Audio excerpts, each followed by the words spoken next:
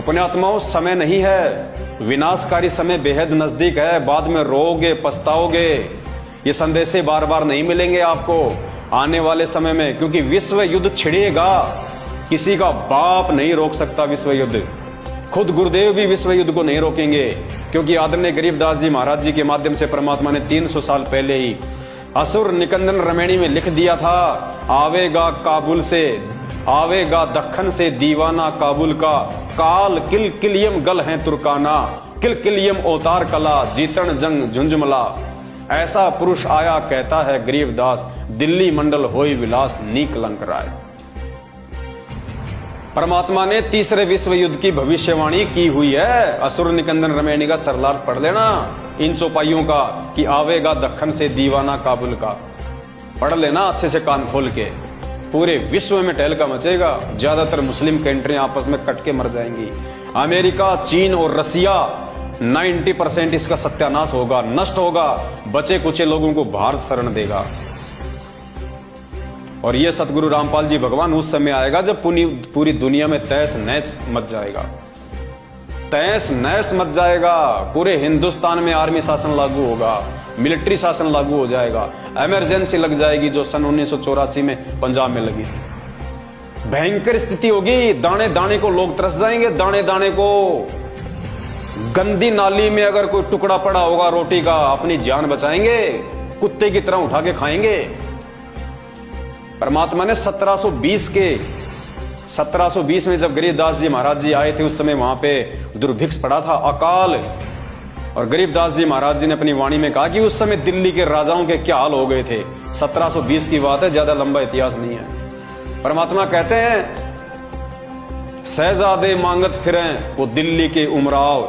वो शहजादे, राजाओं के लड़के जिनको शहजादा कहा जाता है, दिल्ली के बादशाहों की औलाद, कहते हैं शहजादे मांगत फिरे वो दिल्ली के उमराव। एक एक रोटी मांगते फिरते थे वो राजाओं के लड़के, राजकुमार, शहजादे। तो गरीबदास जी ने अपनी वाणी में लिखा है, शहजादे मांगत फिरे दिल्ली के उमराव, और जिन रोटी पाई नहीं जो खाते थे नान पुलाव। जो कभी नान पुलाव खाते थे ना, जो पनीर की सब्जियां खाते थे, परमात्मा कहते हैं उस 1720 के अकाल में अनाज की इतनी शॉर्टेज आ गई, वो दिल्ली के बादशाह भी रोटी का टुकड़ा टुकड़ा मांगते थे। और उसके बाद में सन 1877 में भारत देश में जो अकाल पड़ा, अंग्रेजों ने सारा का सारा अनाज अपने देश में ले लिया, भारत में भयंकर अकाल पड़ा। 1877 में जो कंकाल देखते हैं ना हॉस्पिटल में, डॉक्टर लोग रखते हैं नमूने के तौर पे कंकाल, वो स्थिति हो गई थी हमारे देश की। 34-35 करोड़ की जनसंख्या थी टोटल 1877 में, जिसमें से 5 करोड़ लोग भूखमरी के शिकार हुए थे, अकाल मौत मरे थे 5 करोड़ लोग, पेड़ की छाल तक खा गए थे उखाड़ के। और एक परिवार का मुखिया पूरी रात अपने परिवार का पहरा दिया करता था कि कहीं मेरे परिवार वाले मेंबर को उठा के कोई खा ना जाए। आदमी को आदमी खा रहा था, रातों को जाग के पहरा दिया करते थे लोग, कहीं मेरे बाल बच्चों को उठा के कोई खा ना जाए उनको कच्चा।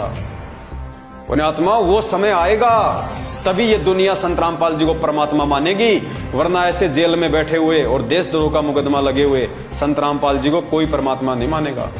ये परमात्मा दुनिया को बंदर दिखाएगा। लेकिन सबसे विचारणीय विषय ये होगा कि उस समय उन मंदबुद्धि और बेबुद्धि भक्तों का क्या होगा जो आज साध संगति से ना जुड़ के अपनी मर्यादा तोड़ के परमात्मा से दूर होते जा रहे हैं। आप लोगों का क्या होगा उस समय। पुण्यात्माओं, ये बातें तुम्हें मजाक लग रही होंगी, ये मजाक नहीं है। 27 साल से भगवान चिल्ला चिल्ला के जेल में जाके बैठ गया, किसी ने नहीं सुनी। दुनिया के तो छोड़ो, आज खुद 90% उनके भगत उनकी बातों को भी यकीन नहीं कर रहे।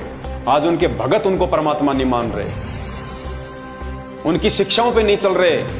27 साल से भगवान ने जो निर्मल ज्ञान दिया उसके विपरीत चल के अपने गुरु जी की धज्जियां उड़ा रहे हैं, उनके आदेशों की धज्जियां उड़ा रहे हैं। पिछले 7.5 साल से हम सत्सेवक भाई बहन चिल्ला चिल्ला के समझा रहे हैं कि मान जाओ मान जाओ।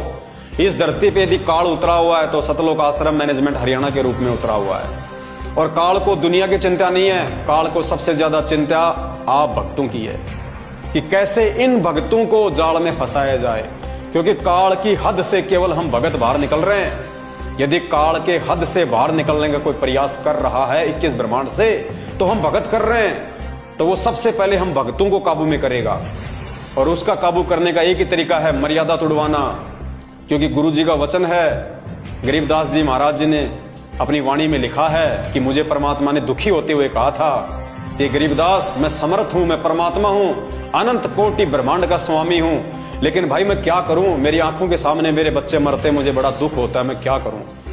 तो गरीबदास जी महाराज जी ने परमात्मा की उस वाणी को अपने शब्दों में लिखा।